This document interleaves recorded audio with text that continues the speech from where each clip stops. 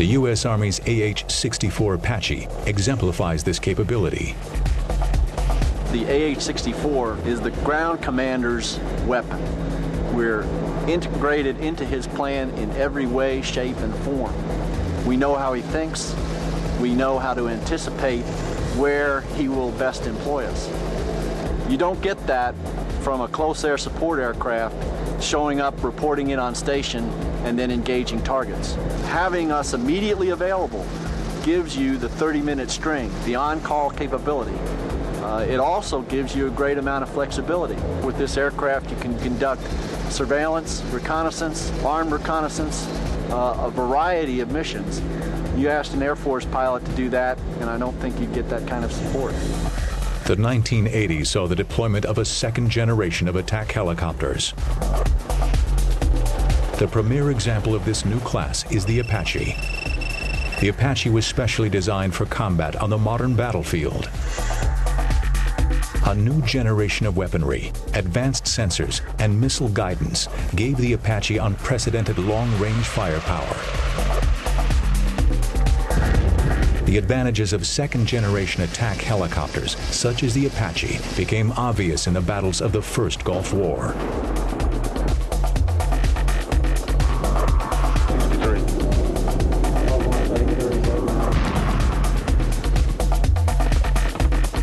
Its capability to stand off outside the capability of the enemy to see us, number one, and number two, engage us, is just phenomenal.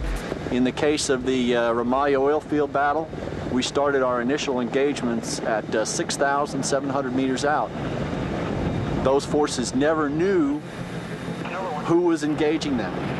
And by the time we took out our fifth or sixth T-72 tank, they generally got the idea that that was not a good place to be, and they left. At the center of the Apache's weapon systems is the Hellfire missile. The Hellfire is laser-guided rather than wire-guided. Older wire-guided missiles have a maximum range of about 2 miles due to the length of the wire that can be carried. The Hellfire's range is more than double that, thanks to its unique guidance system. A laser designator mounted in the nose fires an invisible beam of intense light at the enemy target.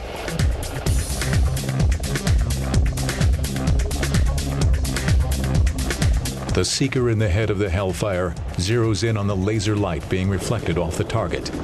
This longer range is a critical advantage for attack helicopters.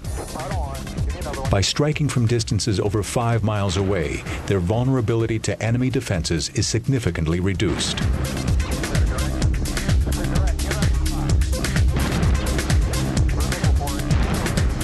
The Hellfire missile, I get ranges out in excess of 8 kilometers if I need it. Just like with any kind of battlefield system, I want to use the weapon that keeps me as far away from the bad guy as possible. And if I can hit him at 8 kilometers with my Hellfire, I can stop at 8 kilometers. He can't even see me at 8 kilometers. In addition to tanks, the Apache is designed to engage a variety of other targets. Under the nose of the helicopter is a 30mm chain gun that can be used against lightly armored vehicles. On the stub wings are unguided rockets for attacking targets with high explosives.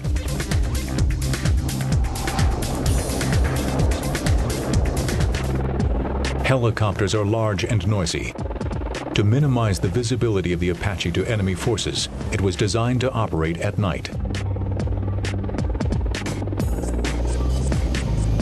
The two unusual devices on the nose of the Apache are the Pilot's Night Vision System, or PNVS, and the Target Acquisition and Designation System, or TADS, used to locate targets and aim its weapons.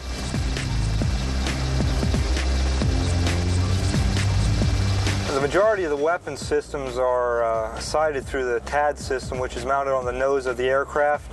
That is basically controlled with the thumb force controller.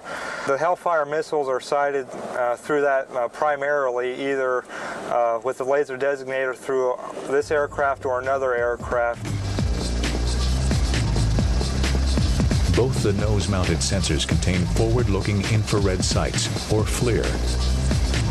The supercooled sensor of the FLIR senses heat. It can detect a few degrees of temperature difference between objects, making it an ideal night sight.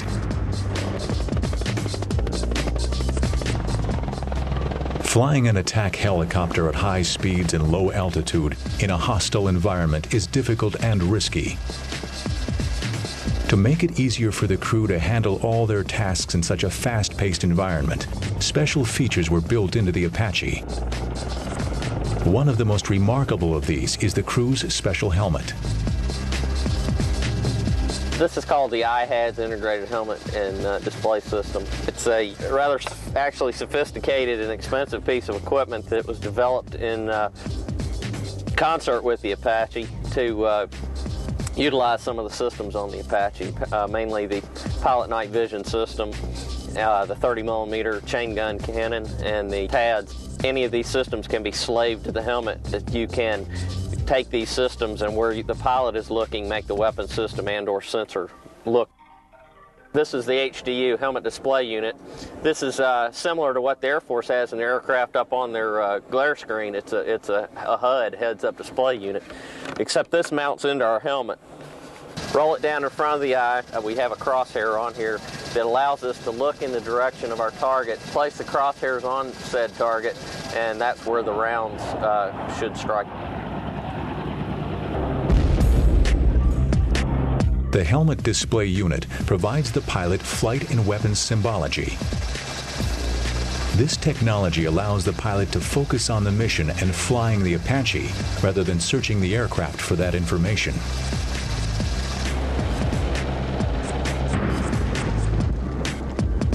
Shoulder-launched missiles appeared on the battlefield in the 1970s. These missiles pose a growing threat to combat helicopters. The Apache was designed to minimize its vulnerabilities to these weapons. It is equipped with 2 engines so that if one is disabled, the aircraft can continue to fly. In addition, its engines are shrouded to reduce their heat signature, making it more difficult for heat-seeking missiles to track them. Electronic sensors warn the crew if radar-directed weapons are being aimed at them so that protection systems can be activated.